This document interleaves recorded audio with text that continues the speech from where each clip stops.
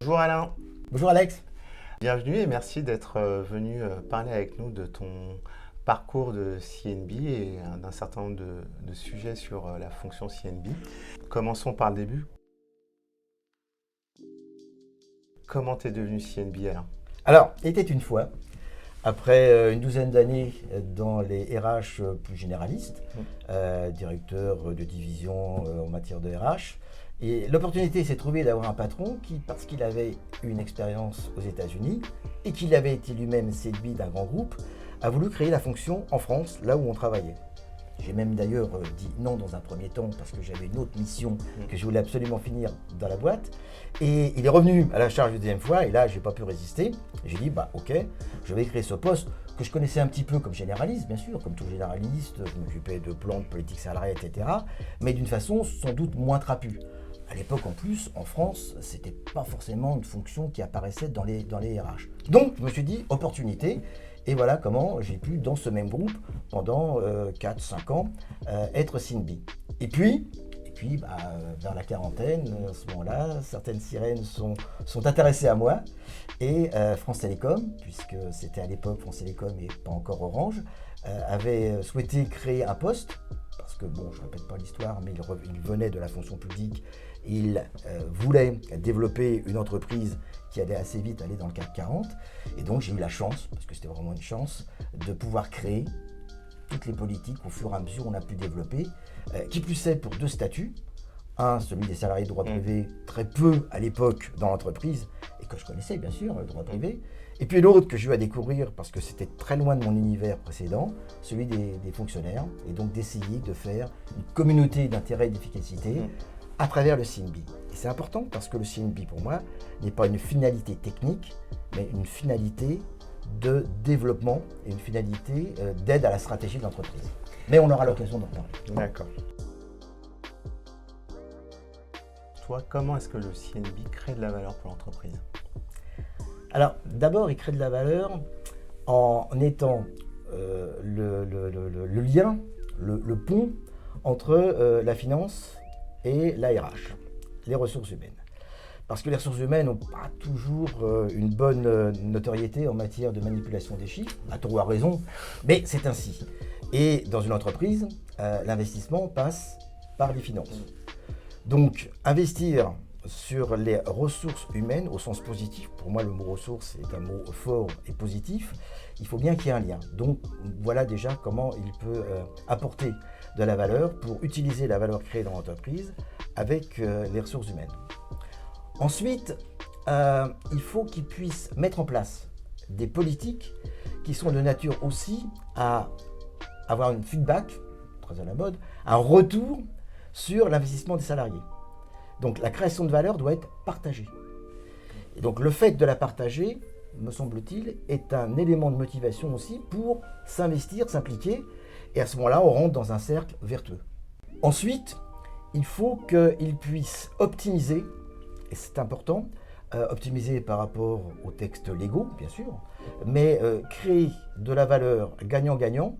En fait, si ça coûte moins cher à l'employeur et ça rapporte plus aux salariés, pourquoi s'en priver? Donc, un certain nombre d'éléments arrivent. Je ne vais pas faire l'actualité, mais on voit bien avec la loi Pacte, les formes d'investissement, bon, l'intéressement, la participation à la française, on connaît, mais il y a d'autres leviers qui peuvent être optimisés, toujours dans un cadre légal, et dont la responsabilité, finalement, incombe au CNB. Et puis, un dernier point sur la valeur, c'est d'aller chercher aussi la valeur individuelle.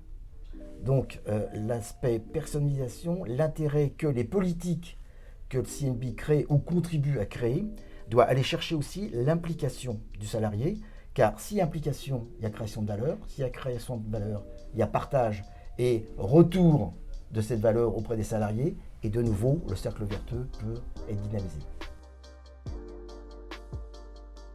Alain, comme tu le sais, chez MCR, nous croyons beaucoup au mentorat CNB. Nous développons d'ailleurs une offre dédiée au mentorat CNB. Est-ce que tu peux nous donner ta vision sur le mentorat CNB et plus largement le rôle du transfert des compétences vers les jeunes CNB? Alors là, Alex, tu me prends par mes péchés mignons. C'est mon dada.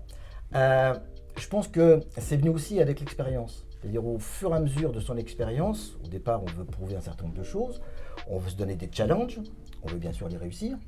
Et puis, à un moment donné, tu te dis, j'ai déjà pas mal d'expérience, qu'est-ce que j'en fais? Je la garde pour moi, précieusement, comme ça je suis intouchable.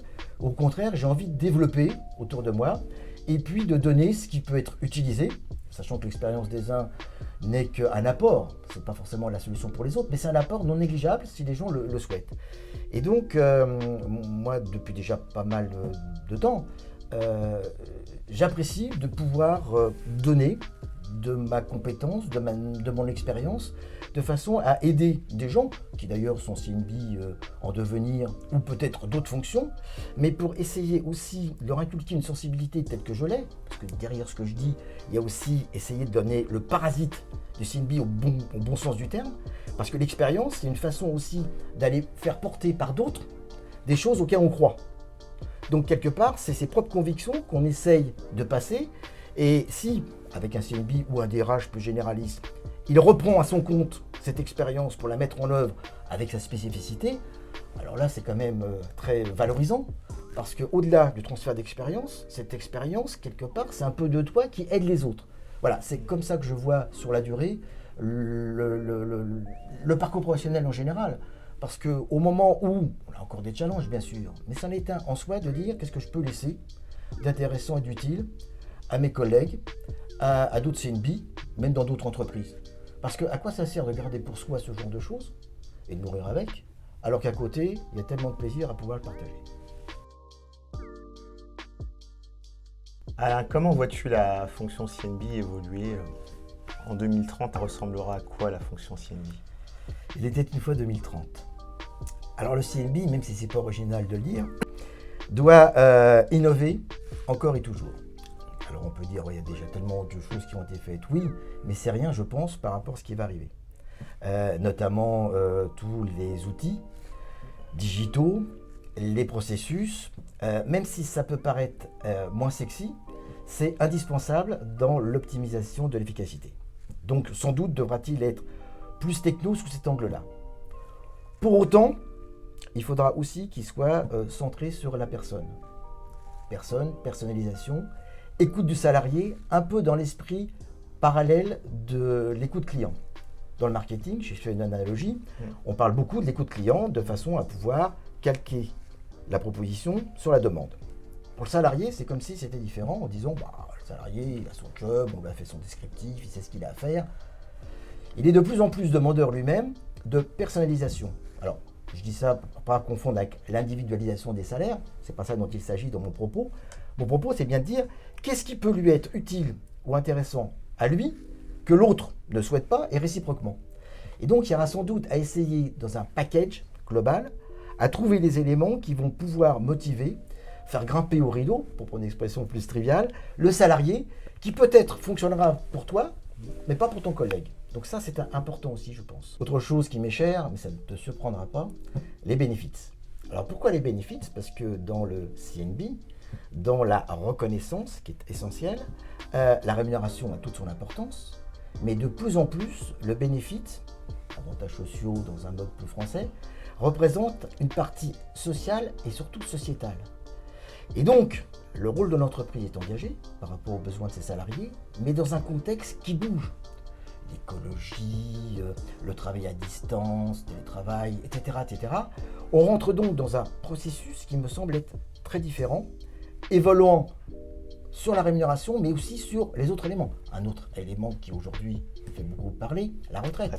Tous les dispositifs de retraite, là il y a optimisation, etc. Mais ça me semble aussi très important. Un autre élément, la santé, au sens large.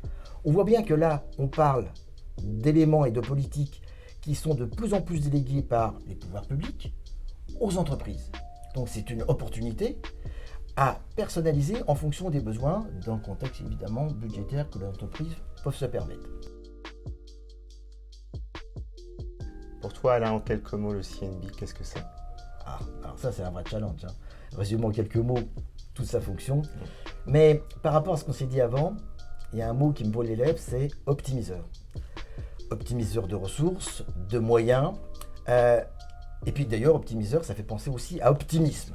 Ce qui est plutôt sympathique pour ce métier qui me semble être encore en devenir et de plus en plus entre rigueur et émotion. Pourquoi rigueur et émotion? Parce qu'on attend de lui que ce soit un homme de chiffres, de méthode, d'efficacité.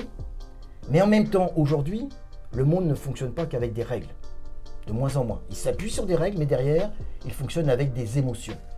Et donc voilà, il faut qu'il aille aussi chercher l'émotion qui fait qu'il y a une application des salariés, il y a une optimisation de ce qu'ils auront à faire, de façon à ce que l'efficacité de la rigueur se combine avec l'efficacité de l'émotion créée. Voilà pour moi donc l'optimiseur de demain. Merci Alain pour ce partage. C'était un plaisir, Alex, de parler du CNB, d'aujourd'hui et surtout de demain. Et j'espère pouvoir dire longue vie au CNB et bonne chance à ce fantastique métier d'avenir. À bientôt pour un prochain Parole au CNB.